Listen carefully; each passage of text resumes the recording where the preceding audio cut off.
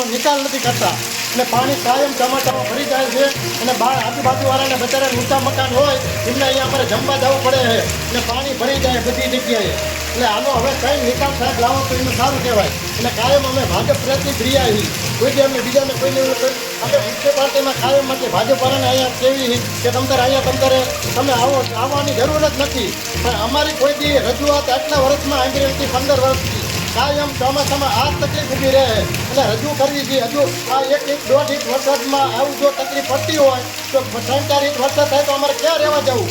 એટલે એ તો અમારી મોટી તકલીફ છે. હવે કયો વિસ્તાર કયો? આ માધવનગર સિબલા હનુમાન પાસે માધવનગર સોસાયટી ભવાની ગુફા ફરતે ગાયત્રી ગુફામાં તમે આવીને અત્યારે હાલમાં જોઈ જાઓ કે તમે કેટલું પાણી ભર્યું છે. તમે આ જુઓ મારી આ નજર સામે કે પાણી ઢીકણ અમારા પાણી ભરી ગયા છે. એટલે કોઈ રજૂઆત કરવા છતાં કોઈ આવતું જ નથી.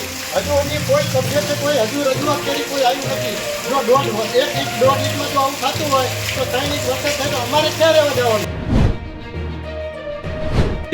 આ ગટરના પાણી બધા ભરાઈ ગયા છે. સંડાસ બાથરૂમ બધું બંધ થઈ ગયું. તમારે જવું ક્યાં ઉંમર લાયક મળે? તમે કઈ જગ્યાએ રહો બા? અમે અહીં માધવનગરમાં. કોના વિસ્તારમાં આવે? ઈ તો કોના આવે? ઈ તો બહુ મને ખબર ન હોય. નીલેશભાઈ ના ઓલામાં આવે ને. નિલેશભાઈ ને જિજ્ઞાબેન પંડ્યા નગરપાલિકાના પ્રમુખ છે જે ચૂંટાયેલા એવા જ અહીંથી. કરતા નથી કઈ એને. ના પ્રમુખ સાહેબ કરે જ. આમાં જવાબદાર કોણ?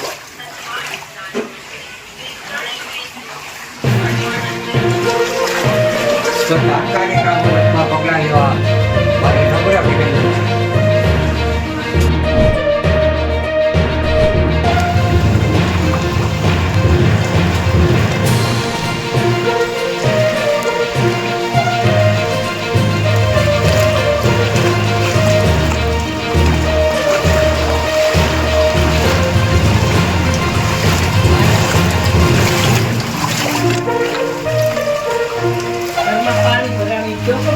પાણી કેટલું ભરાણું જોવા